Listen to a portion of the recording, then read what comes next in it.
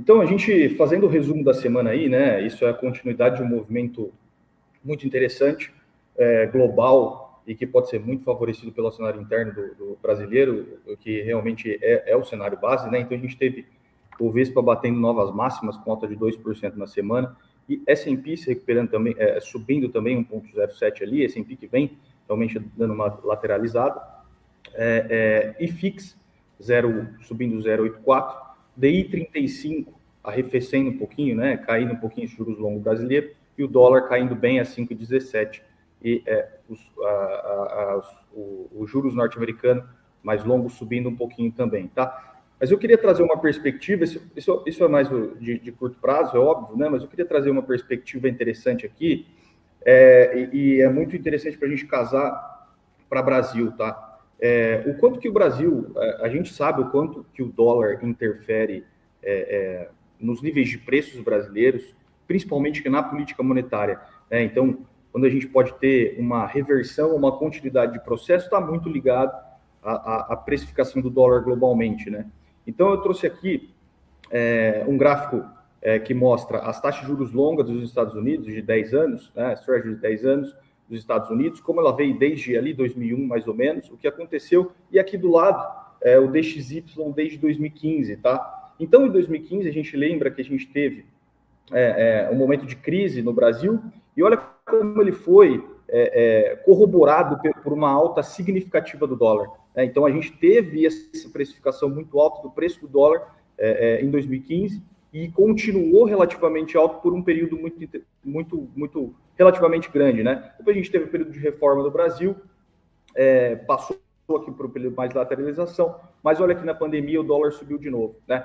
O que a gente vê é realmente um desvio padrão muito grande, e se a gente pegar de 2015 até 2021, teve uma aceleração muito grande, e a gente pode ver realmente agora um movimento de continuidade dessa desvalorização, né, do preço do dólar. E é claro que tem relação intrínseca com as taxas de juros longos nos Estados Unidos, né? Então, se as taxas de juros arrefecerem nos Estados Unidos, o dólar pode continuar perdendo força, e isso pode ser muito benéfico mesmo para países emergentes, né? Então, essa questão é muito que o dólar faz muito peso para a continuidade de ciclo monetário de aperto ou afrouxamento, né?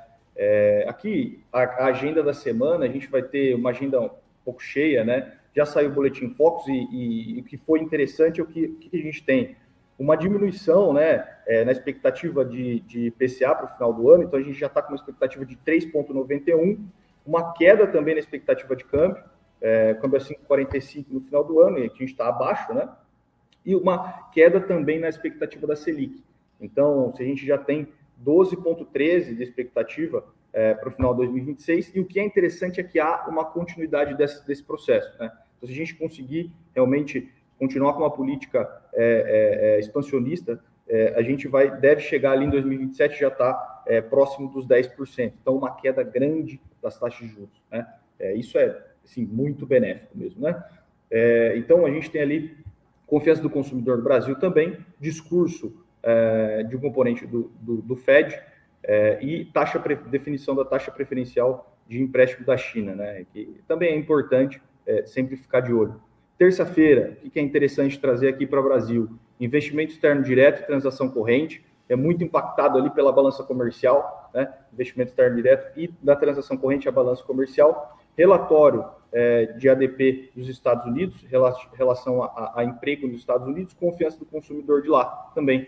E GDP-NAL do Fed de Atlanta, uma expectativa do PIB, né? E o discurso do Trump, a gente sabe que a questão do Trump vem impactando muito em relação às tarifas também, né? A gente teve isso nos últimos dias, e é importante ficar de olho, mas algo que pode ser muito interessante é que Brasil e China podem se favorecer desse novo arcabouço de tarifas, né? Então, como a tarifa já era um pouco mais alta, se houver manutenção de tarifa igualitário ali, Brasil e China deve ser interessante para os dois países, né?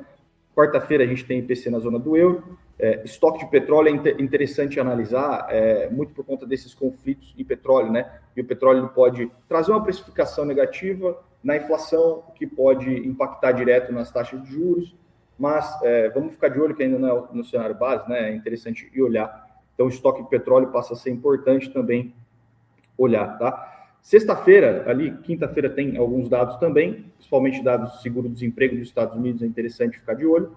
Na sexta-feira, tem bastante dado para o Brasil. Dívida bruta em relação ao PIB, balanço orçamentário, IPCA 15, desemprego e CAGED. Então, sexta-feira, bem cheio para o Brasil. E tem inflação IPMI nos Estados Unidos, tá bom? Então, aqui, como é que estão as possibilidades de corte de taxa de juros? Nos Estados Unidos ainda há uma grande chance de manutenção para a próxima reunião. Então, esse é o principal cenário base. Mas o que eu queria destacar aqui é principalmente essa tabela, em que ainda existe chance de 3 cortes no final do ano, tá? Então, é claro que isso vai se mover, deve se mover durante o ano, mas a gente pode chegar ali no final do ano de 2026 com 3 cortes, e esse seria um cenário, o melhor cenário, e se houver continuidade desse corte de taxa de juros para 2027, a gente está falando ali de voltar para casa dos 2%, dentro dos 2% ali de taxa de juros dos Estados Unidos, né? O que seria muito benéfico para ativos, para a economia como um todo, né? Para geração de resultados, para distribuição de dividendos. Então, eu acho que é um cenário muito, muito bom mesmo. Tem que ficar de olho em crescimento, mercado de trabalho também, tá?